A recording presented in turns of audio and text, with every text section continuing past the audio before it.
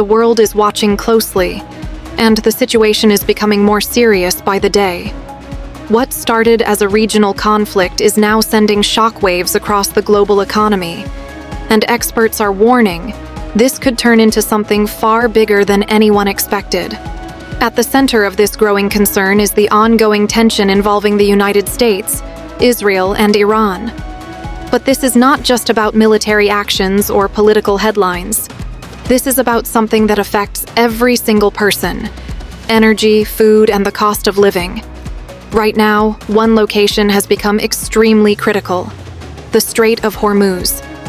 This narrow stretch of water may look small on the map, but it carries a massive portion of the world's energy supply. Oil, gas, and essential goods move through this route every single day.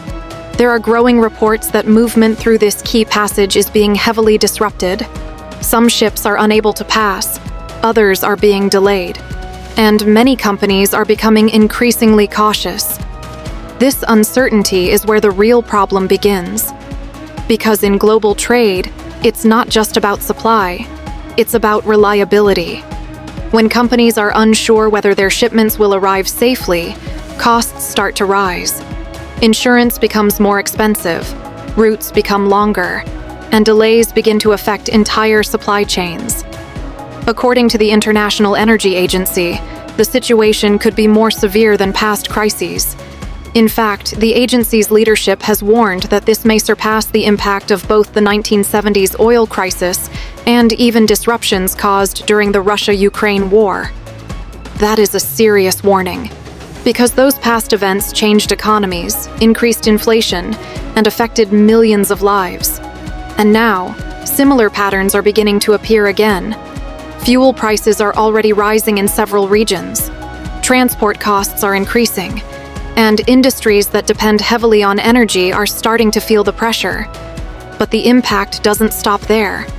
There is another major concern, something that many people may not immediately think about: fertilizer. A large portion of the world's fertilizer supply travels through the Gulf region. These materials are essential for growing crops. Without them, farmers struggle to produce enough food. And here's the worrying part: nearly 1/3 of global fertilizer shipments rely on this same route.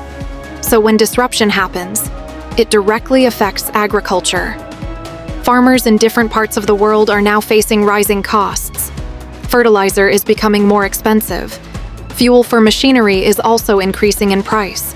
And when farmers spend more, that cost does not disappear. It gets passed on, which means higher prices at the supermarket. Everyday items, vegetables, grains, basic groceries, could all become more expensive in the coming weeks and months. Some farmers are already warning that they may not be able to plant crops on time, and timing in agriculture is everything. If a planting season is missed, it can reduce supply for an entire year. That leads to shortages, and shortages lead to higher prices. Now, global organizations are beginning to raise alarms. The United Nations has issued a serious warning. If the conflict continues for an extended period, millions more people could face food insecurity. Estimates suggest that up to 45 million additional people may experience severe hunger if the situation does not improve soon. That is not just a statistic. That represents real lives: families struggling to afford food, communities facing shortages, and countries dealing with economic pressure. At the same time, financial markets are reacting. Investors are becoming cautious. Uncertainty often leads to volatility, and that is exactly what we are seeing. Oil prices are fluctuating, shipping companies are adjusting their strategies, and governments are closely monitoring the situation. In cities like New York, financial experts and analysts are discussing what could happen next. Business correspondent Michelle Fleury and others in the field are observing how deeply connected this situation has become to the global economy. Because in today's world, everything is linked. Energy affects transport.